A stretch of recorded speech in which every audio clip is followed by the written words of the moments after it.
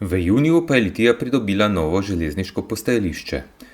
To je po besedah župana največji infrastrukturni projekt v zadnjem obdobju. Litija je tako prva od zasavskih občin s celostno prenovljeno postajo. Zagotovo gre za enega izmed največjih infrastrukturnih projektov v zadnjem obdobju.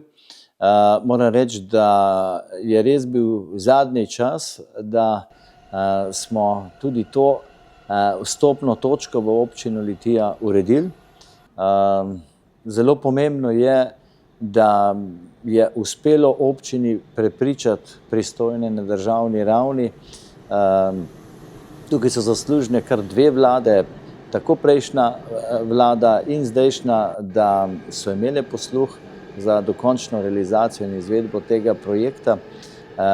Predvsem projekta zato, da ga sfinancira država, da so bila sredstva racionalno naložena in to v železniško postajo, ki je dejansko po vseh podatkih sodeč druga, celo najbolj prometna postaja po dnevnih obiskovalcih, se pravi potnikih v Sloveniji. In to si Litija zagotovo zasluži.